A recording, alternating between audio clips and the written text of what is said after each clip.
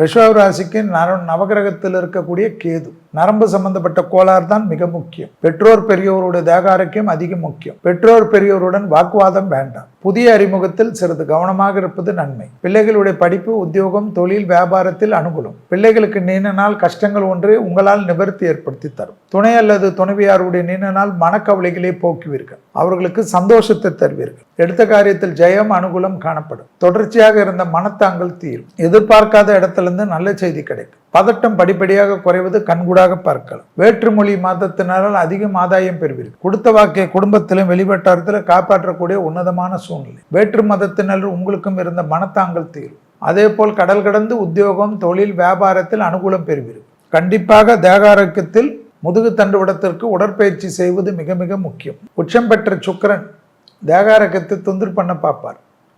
அதனால் வெளியிடத்தில் போயிட்டு வரக்கூடிய இடத்திலெல்லாம் அதிக கவனம்.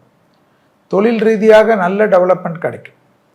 இடமாற்றம், வீடு மாற்றம், மனை மாற்றம், உத்தியோக மாற்றம், தொழில் மாற்றம். திருமணத்தில் ஏற்கனவே பாதிப்பாய் மறுமணத்திற்காக இருக்கக்கூடிய ரிஷபத்திற்கு டக்குன்னு கிளியரன்ஸ் ஆகும். குடும்பத்தில் சண்டை சச்சரவு போட்டு கோர்ட்டு வரைக்கும் போயிருந்த ரிஷபராசிக்காரர்கள் மீண்டும் ஒன்று சேருவதற்கு உண்டான முயற்சி வெற்றி ஏற்படுத்தக்கூடிய அற்புதமான மாதம் என்பதை ஞாபகத்தில் வைத்துக் கொள்ளும். தை பிறந்தால் வழி பிறக்கம் என்று சொல்வார்கள். அது 12 ராசிகளுக்கு பொருந்துமோ இல்லையோ, ரிஷப ராசிக்காரருக்கு நிச்சயமாக பொருந்தும் என்பதை ஞாபகத்தில் வைத்துக் கொள்ளுங்கள். குடும்பத்தில் அந்நியர் தலையீடு, பிறர் குடும்ப விஷயத்தில் உங்களுடைய தலையீடு மட்டும் கூடாது.